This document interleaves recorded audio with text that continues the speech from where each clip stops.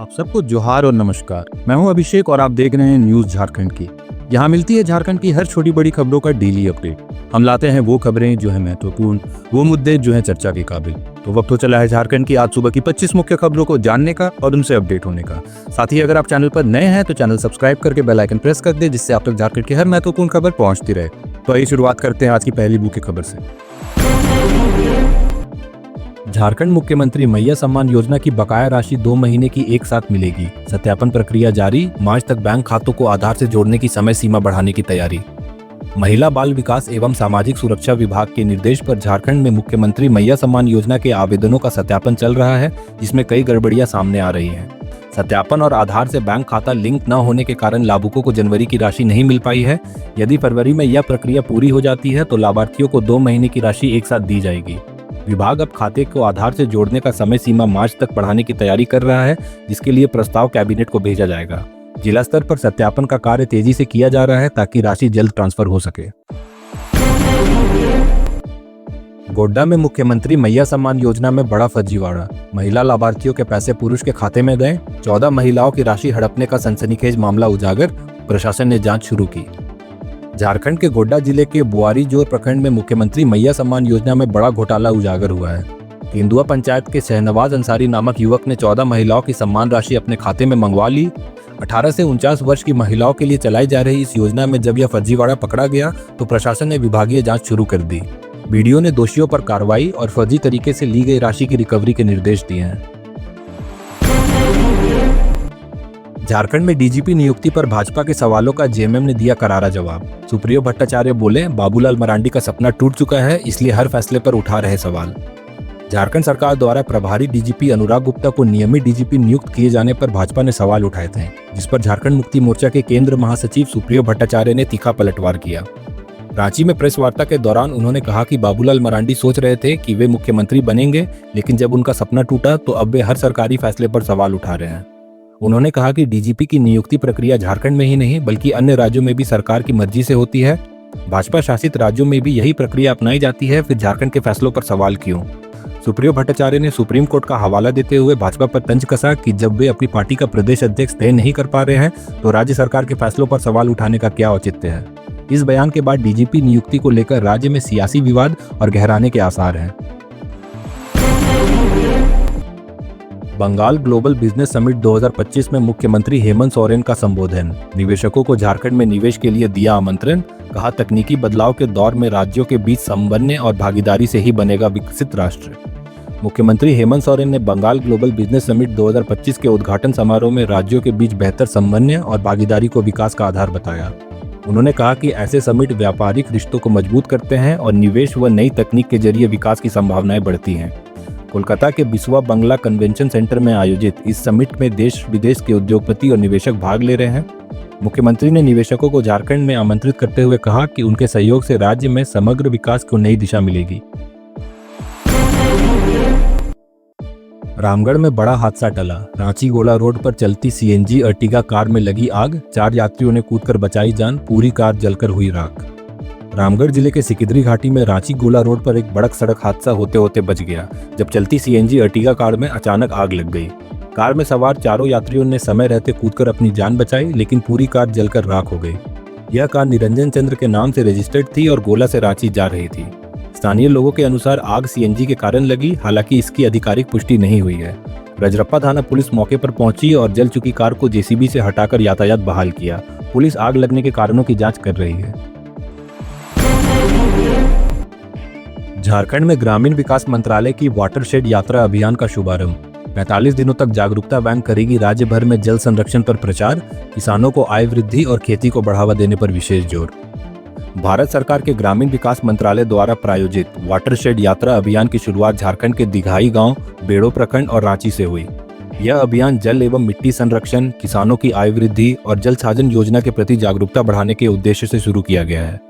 कार्यक्रम में जल छाजन मिशन की मुख्य कार्यपालिका पदाधिकारी समीरा एस, उप विकास आयुक्त दिनेश कुमार यादव, पूर्व मंत्री बंधु तिर्की और पद्मश्री चामी मुर्मू समेत कई गणमान्य लोग शामिल हुए। केंद्र मंत्री शिवराज सिंह चौहान और कमलेश पासवान ने वर्चुअली संबोधित किया। 45 दिनों तक जागरूकता वैन राज्य भर में भ्रमण कर जल संरक्षण को बढ़ावा देगी, जिसमें श्रमदान, वृक्षारोपण, ग्राम सभाएं और वाटरशेड महोत्सव आयोजित किए जाएंगे। रांची में माध्यमिक और इंटरमीडिएट परीक्षाओं को लेकर उपायुक्त की अहम बैठक संपन्न। 11 फरवरी से 3 मार्च तक होने वाली परीक्षाओं में कदाचार पर रहेगी कड़ी निगरानी। 102 केंद्रों पर 35,213 विद्यार्थी माध्यमिक और 57 केंद्रों पर 38,497 विद्यार्थी देंगे इंटरमीडिएट की परीक्षा। रांची जिला के उपायुक्त मंजुनाथ भजंती की अध्यक्षता में 5 फरवरी 2025 को परीक्षा केंद्राधीक्षकों की बैठक आयोजित हुई, जिसमें माध्यमिक और इंटरमीडिएट परीक्षाओं के सुचारू संचालन पर चर्चा की गई। उपायुक्त ने स्पष्ट निर्देश देते हुए कहा कि परीक्षाओं में किसी भी प्रकार का कदाचार बर्दाश्त नहीं किया जाएगा और उल्लंघन की स्थिति में सख्त कार्रवाई होगी। 11 फरवरी से 3 मार्च तक होने वाली इन परीक्षाओं में 102 माध्यमिक परीक्षा केंद्रों पर 35,213 छात्र और 57 इंटरमीडिएट परीक्षाओं केंद्र पर 38,497 छात्र परीक्षा देंगे। माध्यमिक परीक्षा सुबह 9:45 से 1 बजे तक होगी और इंटरमीडिएट परीक्षा दोपहर 2 बजे से 5:15 बजे तक आयोजित होगी। रांची में जल्द शुरू होगा नमो ई लाइब्रेरी। केंद्रीय रक्षा राज्य मंत्री संजय सेठ ने दी जानकारी। विद्यार्थियों और नागरिकों के लिए डिजिटल पुस्तकालय होगा निःशुल्क उपलब्ध। केंद्रीय रक्षा राज्य मंत्री संजय सेठ ने रांची में जल्द शुरू होने वाली नमो ई लाइब्रेरी की जानकारी दी। यह डिजिटल पुस्तकालय विद्यार्थियों, नागरिकों और पत्रकारों के लिए निःशुल्क होगा, जिससे वे प्रतियोगी परीक्षाओं की तैयारी और दुनिया भर की लाइब्रेरियों तक पहुंच पाएंगे। उन्होंने बताया कि नमो बुक बैंक में 3.6 लाख किताबें हैं और 80,000 से अधिक विद्यार्थी इसका उपयोग कर चुके हैं। साथ ही जामताड़ा में साइबर अपराधों से बचाव के लिए जागरूकता अभियान चलाने की भी योजना है। पलामू के पाटन में टेम्पू पलटने से सड़क हादसा, 40 वर्षीय महिला कुंती देवी की मौत, 71 वर्षीय बुजुर्ग घायल। पाटन पुलिस ने शव को पोस्टमार्टम के लिए भेजा और टेम्पो जब्त कर जांच शुरू की। पाटन प्रखंड में एक सड़क हादसे में 40 वर्षीय कुंती देवी की मौत हो गई और 71 वर्षीय राजकुमार सिंह घायल हो गए। टेम्पो के अनियंत्रित होकर पलट जाने से यह दुर्घटना हुई। कुंती देवी की मौके पर ही मौत हो गई, जबकि घायल राजकुमार सिंह को पाटन सामुदायिक स्वास्थ्य केंद्र में प्राथमिक उपचार के बाद मेदिनीनगर रेफर किया गया। पाटन पुलिस ने मौके पर पहुंचकर शव को पोस्टमार्टम के लिए भेजा और टेम्पो को जब्त कर जांच शुरू कर दी है। सदर अस्पताल में सहिया ऐप समीक्षा सह प्रशिक्षण कार्यक्रम का आयोजन। 5 जिलों में प्रतिभागियों ने लिया हिस्सा। सहियाओं के कार्यों की सराहना और भविष्य की योजनाओं पर चर्चा। आज सदर अस्पताल में सहिया ऐप समीक्षा सह प्रशिक्षण कार्यक्रम आयोजित किया गया, जिसमें दक्षिणी छोटा नागपुर प्रमंडलीय अंतर्गत 5 जिलों के आरसी, बीएसआरसी, बीपीसी, एसटीटी और बीटीटी के सदस्य शामिल हुए। कार्यक्रम में राज्य मुख्यालय के अकायम मिंज, मनीर अहमद, डॉक्टर प्रभात कुमार और अन्य प्रमुख अधिकारियों ने भाग लिया। अकायम मिंज ने सहयोग के उत्कृष्ट कार्यों की प्रशंसा करते हुए सहिया ऐप में जल्द से जल्द डेटा एंट्री का निर्देश दिया। मनीर अहमद ने सहियाओं के द्वारा किए जा रहे कार्यों पर चर्चा की और भविष्य की योजनाओं पर विस्तृत जानकारी दी। धनबाद के बरवड्डा थाना क्षेत्र में सरस्वती पूजा के दौरान भोजपुरी गाना बजाने को लेकर विवाद। पुलिस ने किया लाठीचार्ज। महिलाओं और बच्चों के घायल होने पर ग्रामीणों का विरोध। धनबाद के बरवड्डा थाना क्षेत्र में सरस्वती पूजा के मूर्ति विसर्जन के दौरान भोजपुरी गाना बजाने को लेकर विवाद बढ़ गया, जिसके बाद पुलिस को लाठीचार्ज करना पड़ा। विवाद के दौरान 2 पक्षों के बीच झड़प हुई, जिससे स्थिति तनावपूर्ण हो गई। स्थानीय लोगों ने आरोप लगाया कि पुलिस ने महिलाओं और बच्चों पर लाठीचार्ज किया, जिससे कई घायल हो गए। घटना के विरोध में ग्रामीणों ने बरवड्डा टुंडी रोड पर जाम लगा दिया और पुलिस के खिलाफ नारेबाजी की। थाना प्रभारी ने स्थिति को नियंत्रित करते हुए लाठीचार्ज की जांच का आश्वासन दिया और मामले को शांत कराया। झारखंड में मौसम के मिजाज में बदलाव। 8 फरवरी के बाद तापमान में गिरावट की संभावना। कोहरा और धुंध के बीच मौसम में उतार चढ़ाव। झारखंड में मौसम की स्थिति में 8 फरवरी के बाद बदलाव होने की संभावना है, जिसमें न्यूनतम तापमान में 3 से 5 डिग्री सेल्सियस की गिरावट हो सकती है। इससे पहले सुबह के समय कोहरा और धुंध के साथ तापमान में थोड़ी कमी आ सकती है, जबकि दिन में आसमान साफ रहने से तापमान में 2 से 3 डिग्री की वृद्धि हो सकती है। बुधवार को कोहरा और धुंध के बाद आंशिक बादल छाए रहेंगे। मंगलवार को चतरा में सबसे कम तापमान 9.3 डिग्री सेल्सियस था, जबकि सरायकेला में अधिकतम तापमान 34.2 डिग्री सेल्सियस दर्ज किया गया। रांची का अधिकतम तापमान 28.2 डिग्री सेल्सियस और न्यूनतम तापमान 12.6 डिग्री सेल्सियस रहा। रांची में महाशिवरात्रि की तैयारियों को लेकर प्रशासन और मंदिर विकास समिति की बैठक। पूजा, जलाभिषेक और शिव बारात की व्यवस्थाओं पर चर्चा। रांची जिले में 26 फरवरी 2025 को महाशिवरात्रि के अवसर पर होने वाली पूजा और अन्य आयोजनों के लिए तैयारियों को लेकर 5 फरवरी 2025 को एक महत्वपूर्ण बैठक आयोजित की गई। बैठक की अध्यक्षता जिला दंडाधिकारी सह उपायुक्त मंजुनाथ भजंती ने की, जिसने मंदिर विकास समिति और प्रशासनिक अधिकारियों से पूजा, जलाभिषेक, शिव बारात के रूट, ट्रैफिक व्यवस्था और अन्य व्यवस्थाओं पर चर्चा की। बैठक में शिव बारात के वाहन और चालकों की जांच, साथ ही खर्च के अनुमानों पर भी सहमति दी गई। 70 वर्षीय कांति देवी ने प्रयागराज से जमशेदपुर तक 520 किलोमीटर पैदल यात्रा कर सबको चौंकाया। महाकुंभ में डुबकी के बाद जत्थे से बिछड़कर घर पहुंची। जमशेदपुर की 70 वर्षीय कांति देवी ने महाकुंभ के संगम में डुबकी लगाने के बाद एक चौंकाने वाला कारनामा किया। 24 जनवरी को महाकुंभ में डुबकी लगाने के बाद 26 जनवरी को प्रयागराज स्टेशन पर अपने जत्थे से बिछड़ने के बाद कांति देवी ने 520 किलोमीटर की यात्रा पैदल ही पूरी कर डाली। उनके घर वाले उन्हें ढूंढते रहे, लेकिन 10 दिन बाद जब कांति देवी अपने पड़ोसियों के साथ घर लौटी तो उन्होंने पूरी कहानी बताई। कांति देवी ने बताया कि संगम से गंगाजल लेने के दौरान ट्रेन छूटने के बाद उन्हें बिछड़ने का खामियाजा भुगतना पड़ा, लेकिन उन्होंने हिम्मत न हारी और पैदल यात्रा करते हुए घर पहुंची। धनबाद पुलिस ने मटकुरिया पावर हाउस और रेलवे लाइन के बीच 4 अपराधियों को किया गिरफ्तार। हथियार और बम के साथ दबोचा, रंगदारी और दबंगई फैलाने की कोशिश कर रहे थे। धनबाद पुलिस ने आज मटकुरिया पावर हाउस और रेलवे लाइन के बीच बाउंड्री के किनारे 4 अपराधियों को गिरफ्तार किया। पुलिस को गुप्त सूचना मिली थी कि ये अपराधी हथियार और बम के साथ गैरकानूनी तरीके से संगठित हो रहे थे और इलाके में डर पैदा कर रंगदारी व दबंगई फैलाने की कोशिश कर रहे थे। सूचना मिलते ही पुलिस ने घेराबंदी की और चारों अपराधियों आजाद आलम, सोनू कुमार नायक, सचिन यादव और गोलू कुमार रवानी को पकड़ लिया। ये सभी अपराधी धनबाद के रहने वाले हैं और प्रिंस खान के संगठन से जुड़े हुए थे। इन अपराधियों को गिरफ्तार कर न्यायिक हिरासत में भेज दिया गया है। जमशेदपुर में तेज रफ्तार बाइक सवार ने आदिवासी स्कूल की 5 छात्राओं को मारी टक्कर, 2 की हालत गंभीर। आरोपी बाइक सवार कक्षा 9 का छात्र गिरफ्तार। जमशेदपुर के सीताराम डेरा थाना क्षेत्र में चर्च के समीप आदिवासी हाई स्कूल की 5 छात्राओं को तेज रफ्तार बाइक सवार ने पीछे से जोरदार टक्कर मार दी। इस दुर्घटना में सभी छात्राएं गंभीर रूप से घायल हो गई, जिनमें से 2 की हालत नाजुक बताई जा रही है। घटनास्थल पर मौजूद स्थानीय लोगों ने घायल छात्राओं को तत्काल MGM अस्पताल पहुंचाया। जानकारी के अनुसार यह दुर्घटना भालूबासा आदिवासी जन कल्याण उच्च विद्यालय की छात्राओं के साथ हुई जब वे स्कूल जा रही थी। बाइक चालक, जो स्कूल का कक्षा 9 का छात्र है, को स्थानीय लोगों ने पकड़कर पुलिस के हवाले कर दिया। घटना के बाद स्थानीय लोगों में आक्रोश फैल गया और जिला शिक्षा अधिकारी भी अस्पताल पहुंचे।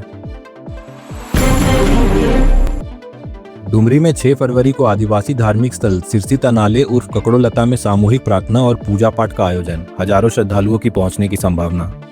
डुमरी के आदिवासी धार्मिक स्थल सिरसी तनाले उर्फ ककड़ोलता में 6 फरवरी को सामूहिक प्रार्थना और पूजा पाठ का आयोजन किया जाएगा। धर्मगुरु बंधन तिग्गा के नेतृत्व में यह कार्यक्रम सुबह 9 बजे से शुरू होगा। वाहन गहजू मुंडा की अगुवाई में सामूहिक प्रार्थना होगी और शाम 4 बजे तक धर्मकांड तथा डबनी चुआ का दर्शन होगा।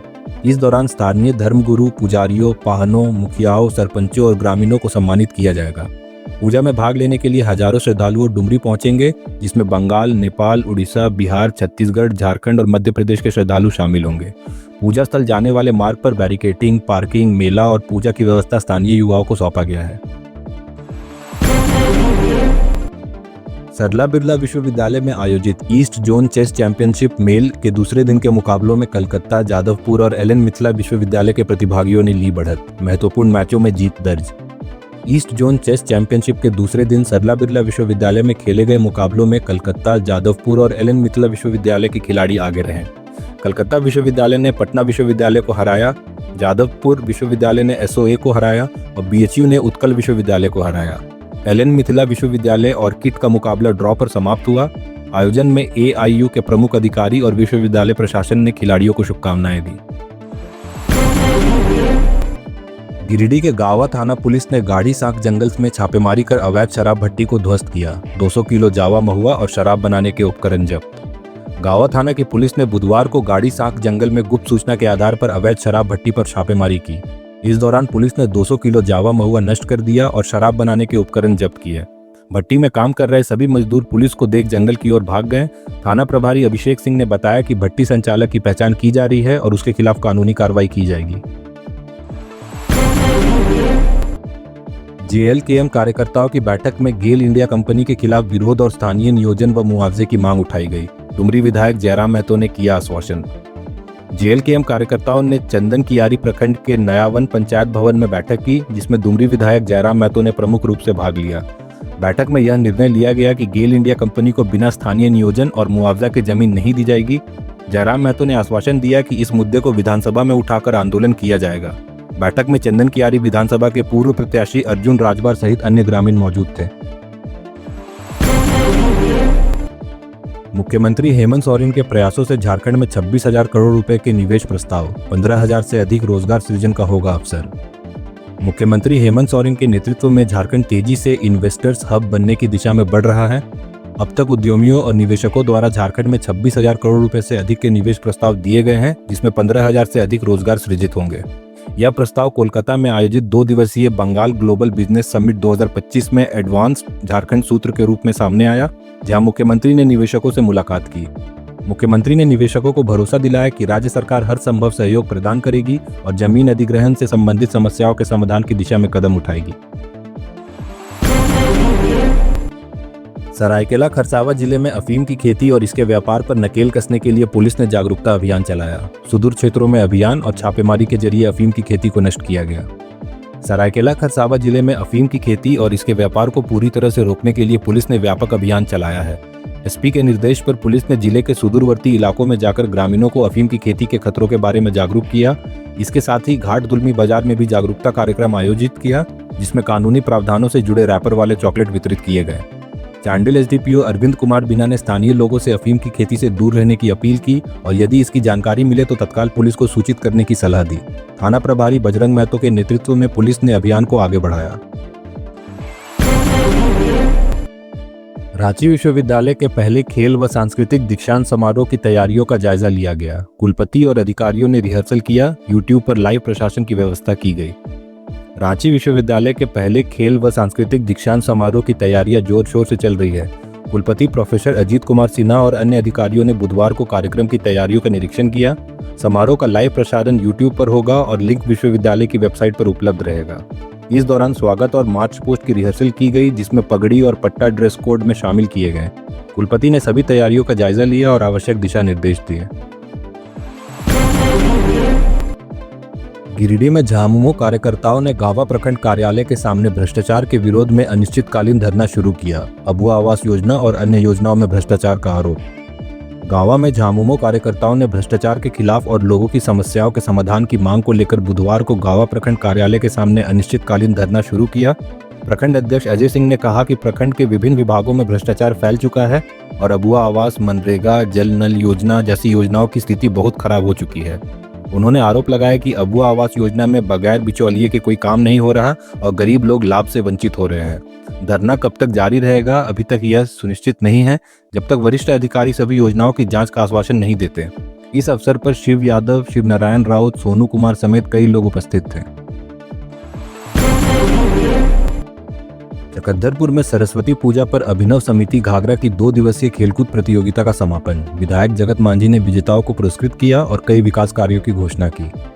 सरस्वती पूजा पर आयोजित अभिनव समिति घाघरा की 2 दिवसीय खेलकूद प्रतियोगिता का समापन हुआ। विधायक जगत मांझी ने विजेताओं को सम्मानित किया और कहा कि ऐसे आयोजन ग्रामीण संस्कृति को बढ़ावा देते हैं। उन्होंने घाघरा मैदान में चापाकल लगाने और 17 किलोमीटर सड़क निर्माण की घोषणा भी की। समारोह में जीप सदस्य जयप्रकाश महतो, मुखिया अशोक बांदा समेत कई लोग उपस्थित थे। तो ये थी झारखंड की आज सुबह की 25 मुख्य खबरें। ऐसे ही झारखंड की सभी महत्वपूर्ण खबरों को जानते रहने के लिए हमारे न्यूज चैनल को सब्सक्राइब कर बेल आइकन दबाएं। मिलते हैं शाम 5 बजे। धन्यवाद।